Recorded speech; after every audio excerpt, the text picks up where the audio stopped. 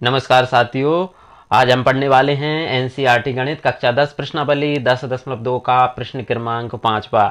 अगर आप चाहते हैं कि अपनी भाषा में बिल्कुल साधारण तरीके से आपको गणित सीखने को मिले तो ये प्लेटफॉर्म आपके लिए है। बस शर्त इतनी है कि वीडियो आपको पूरा देखना है। अगर आपने वीडियो पूरा देखा तो इन सवालों को आपको दोबारा समझने की जरूरत नहीं पड़ेगी। ये सवाल हम हमारे स्टूडेंट लोकेश के कहने पर हम समझा रहे हैं। तो आइए इस सवाल को हम करते हैं। सिद्ध कीजिए कि स्पर्श बिंदु से, सवाल क्या है तो सवाल है सिद्ध कीजिए कि स्पर्श बिंदु, यानी कि स्पर्श बिंदु क्या होता है, वृत्त की जो स्पर्श रेखा, मान लो एक स्पर्श रेखा डाल देते हैं। ये हमने एक स्पर्श रेखा डाल दी ए बी, क्या डाल दी है, थोड़ा बड़ा लिख देंगे इसको, ए और बी हमने स्पर्श रेखा डाल दी। तो जो वृत्त को स्पर्श रेखा जहां पर जिस बिंदु पर स्पर्श कर रही है उसको क्या बोलेंगे, स्पर्श बिंदु। मान लो इसको हम P दे देते हैं। सिद्ध कीजिए कि स्पर्श बिंदु से स्पर्श रेखा पर खींचा गया लंब वृत्त के केंद्र से होकर जाता है।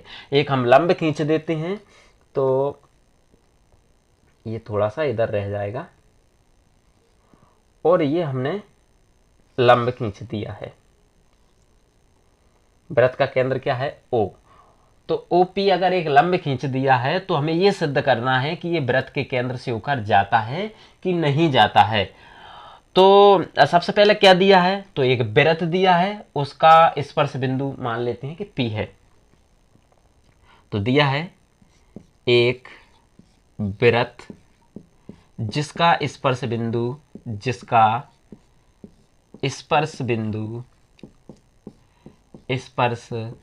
बिंदु P है।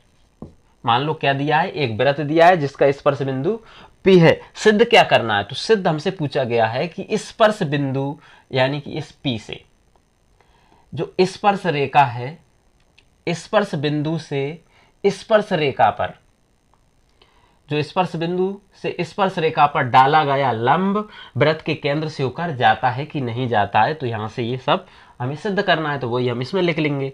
तो लिख देते हैं स्पर्श बिंदु P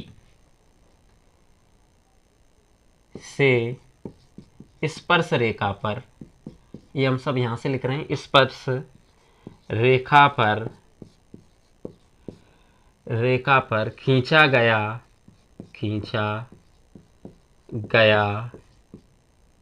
लंब वृत्त के केंद्र से होकर जाता है। ये हमको क्या है, सिद्ध करना है। अब उत्पत्ति में क्या है, हम इसका विरोधाभास मान के चलते हैं। हम ये मान के चलेंगे कि एक और हम क्या है,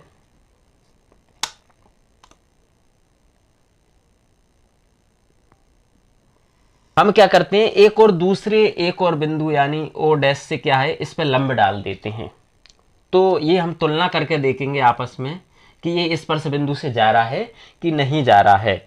तो यहां पर क्या है, उत्पत्ति में एक और कोण बन गया, तो कोण कौन सा बना है, BPO डैश। तो लिख देंगे BPO डैश। जब ये लंब है तो लंब मतलब इसका मान कितना होगा, 90 डिग्री। इसको दे देंगे हम समीकरण 1। दूसरा क्या है, कोण BPO, ये वाला, तो BPO इसका मान भी क्या है, 90 डिग्री है। समीकरण 2, ये कहां से है 90 डिग्री, क्योंकि त्रिज्या, ये क्या है, वृत्त की त्रिज्या है, और त्रिज्या स्पर्श रेखा पर क्या होती है, लंब। तो यहां पर लिख देंगे त्रिज्या स्पर्श रेखा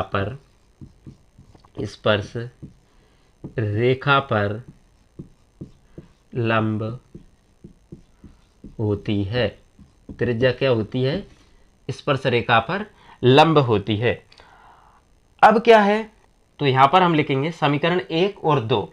तो लिखेंगे समीकरण 1 व 2 से, समीकरण 1 और 2 से इनके मान क्या है, 90-90 डिग्री। तो मतलब आपस में ये दोनों क्या होंगे, बराबर होंगे। तो इसको लिख लेंगे कोण BPO डैश बराबर कोण BPO। यानी कि बराबर होंगे।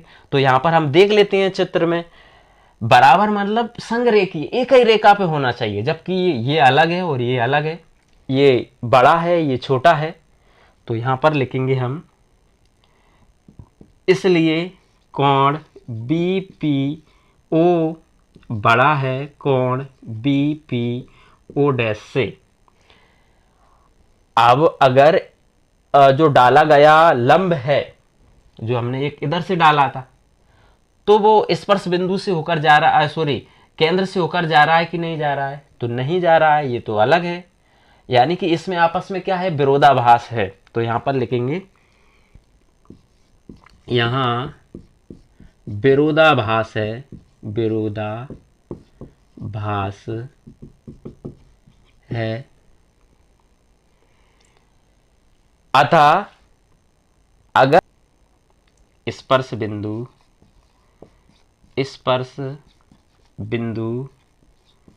से स्पर्श रेखा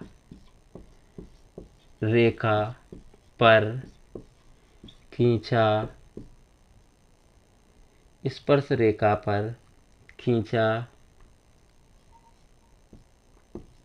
गया लंब वृत्त के केंद्र से होकर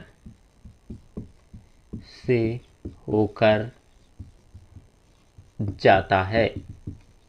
ये बात सिद्ध हो गई है। तो इस तरह से इस सवाल को आप कर सकते हैं। उम्मीद करते हैं कि सवाल आपको समझ में आया होगा। अगर आपको समझ में आया है तो इस आइकन पर क्लिक करके चैनल को सब्सक्राइब कीजिए और बेल आइकन का बटन दबाना मत भूलिए, क्योंकि जितने भी नेक्स्ट सवाल हैं उनकी नोटिफिकेशन सबसे पहले आप तक पहुंचे।